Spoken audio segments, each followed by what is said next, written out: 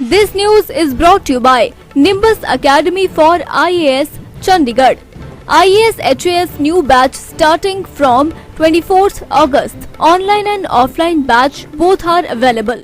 जिला बिलासपुर के अंतर्गत मलोखर क्षेत्र में युवक को विशेष समुदाय के व्यक्ति द्वारा जान से मारने की धमकी देने का मामला अभी थमा नहीं है। अभी भी इस मामले को लेकर कई तरह के सवाल उठ रहे हैं।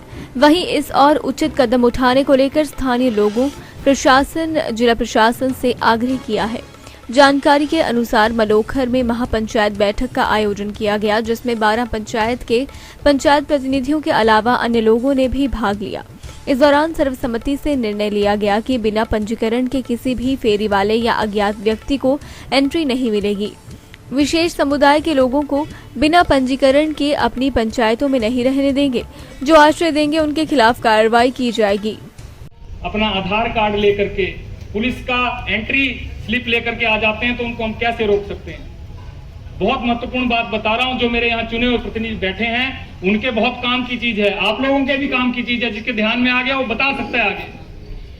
पुलिस केवल वेरिफिकेशन कर सकती है और वेरिफिकेशन का एक तरीका होता है। सेक्शन 188 में पुलिस को यह पावर है कि कोई भी बाहरी व्यक्ति जब आएगा तो उसका जो है सबसे पहले उसके संबंधित थाने से, जहां से वो आया है, चाहे वो बंगाल से आए, चाहे हैदराबाद से आए, चाहे यूपी से आए, उस थाने को इंटीमेट किया जाता है यहां से फॉर्म भर करके, और उस थाने से उसका पूरा रिकॉर्ड आता है कि कहीं वो किसी आपराधिक घटना में शामिल तो नहीं है, उसके ऊपर कोई मामला तो नहीं वहां चल रहा है। और वो वेरिफिकेशन जब होकर के वहां से यहां आएगी, उसके बाद यहां की पुलिस उसको एंट्री करेगी अपने पास। ऐसे पुलिस एंट्री नहीं कर सकती। यदि पुलिस ऐसा करती है तो पुलिस अपने सिर से जो है काम टालने वाली बात कर रही है और पुलिस के ऊपर प्रश्न चिन्ह लगाया जा सकता है। आप पुलिस को पूछ सकते हैं कि भाई आपने एंट्री कैसे कर दी, जब आपके पास इसका वेरिफिकेशन ही नहीं है, आपको पता ही नहीं है कि ये चोर है, उचक्का है, डाकू है, बलात्कारी है, क्या है, या आतंकवादी है, तो आप कैसे इसकी एंट्री अपने थाने में कर रहे हैं? और एंट्री कोई आपकी पंचायत में, आपके गांव में घुसने का सर्टिफिकेट नहीं है। एंट्री केवल जो है वो सुरक्षा की दृष्टि से पुलिस ने किया कि कल को कोई घटना होती है तो उसको पकड़ा जा सके। तो मेरे से कहा उन्होंने कि जी हमारी संवैधानिक ताकत केवल आर्थिक दंड लगाने की शायद 1000 या 2000 है पंचायत की, ऐसा कुछ वो बता रहे थे।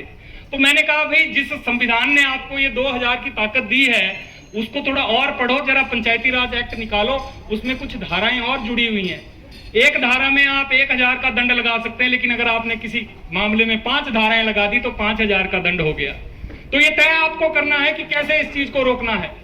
जो संविधान आपको कमजोर कर रहा है उसी को अपनी ताकत बनाइए, और जो नियम कानून आपको लगता है कि आपको रोक रहे हैं उनका अध्ययन करके उनको पढ़िए और देखिए कहां से ताकत निकलेगी। उसी का लूप होल निकाल करके उसका ब्रह्मास्त्र बना करके इन जिहादियों के ऊपर चलाइए।